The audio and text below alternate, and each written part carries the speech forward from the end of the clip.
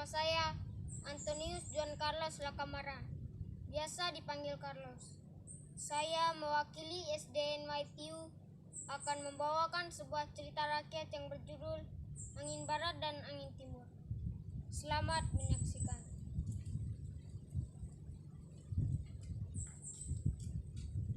Angin Barat dan Angin Timur.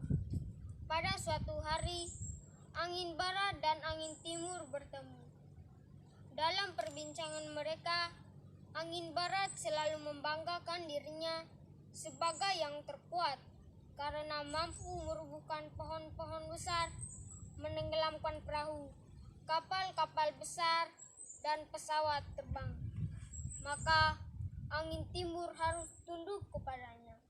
Mendengar hal itu, angin timur membalas, "Tong kosong nyaring bunyinya. Bunyi besar tidak harus berarti yang terkuat. Pai, tite taan rata ike bain keluar. Mari kita berdua uji kekuatan." Perdebatan terus berlangsung. Akhirnya angin barat berkata, "Kalau itu yang engkau inginkan, mari kita berdua mencari seorang hakim." Akhirnya mereka berdua sepakat meminta kesediaan Raja Ebo. Ebo, pohon tuak yang sudah kering, untuk menjadi hakim. Raja Ebo bersedia dan mulailah mereka melaksanakan acaranya. Pata ike bain kelebak. Raja Ebo menjelaskan aturan pertandingan. Di hadapan mereka kira-kira 100 meter jaraknya duduk seekor kera di atas sebatang pohon. Raja Ebo berkata, "Siapa yang sanggup menjatuhkan kera itu dari atas pohon, dialah yang terkuat." Undian diambil dan angin barat yang mulai terlebih dahulu. Dengan sombongnya, angin barat maju sambil dengan suara keras berteriak, "Goepin bawa ratama, lakusa kudawani." Lalu ia meniup kencang. Pohon itu mulai bergoyang. Kera sadar bahwa ia sedang dalam bahaya. Maka ia pun memegang ranting pohon dengan kencang.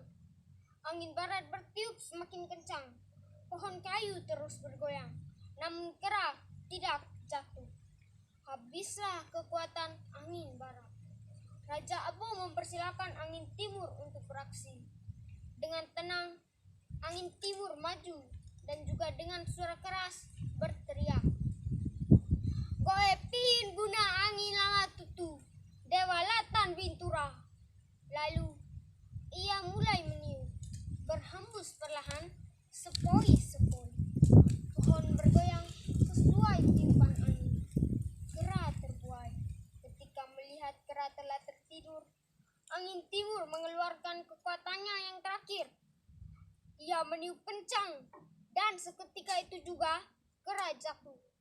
Ketika melihat kera telah terjatuh, angin timur melompat ke girangan sambil berteriak, "Goepin guna angin lama tutu, dewalatan bintura, terakak putri laut Jawa." Akulah angin timur yang bisa bertiup sampai di Jawa dengan ketenangan menguasai dunia ini. Raja Ebo lalu berkata, "Pertandingan ini dimenangkan oleh angin timur, tetapi bukan berarti dia yang terkuat.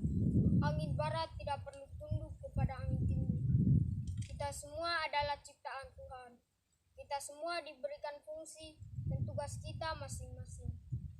Angin barat berkuasa di musim barat dengan membawa hujan supaya semua tanaman bisa tumbuh, hidup, dan berbuah. Sedangkan angin timur berkuasa di musim kemarau yang menyebabkan tanaman bisa matang dan siap untuk dimanfaatkan."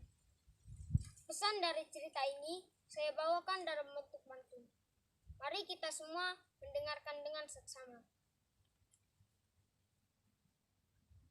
Angin musim. Bila tiba musim hujan, angin barat bertiup kencang. Apa saja dapat tumbang karena tidak bisa lawan. Ketika datang musim kemarau, angin timur berhembus sepoi. Tanaman dibuai menjadi matang, terombang-ambing melambai-lambai. Setiap insan punya daya, tidak untuk menjadi sombong. Dengan ikhlas layani sesama, bukti syukur pada pencipta. Jangan seperti angin barat, anggap diri paling hebat. Nyata sungguh kalah bertanding, karena lawan lebih kuat. Jangan juga seperti tong, nyaring bunyi namun kosong. Diam-diam ubi berisi, rendah hati, punya prestasi.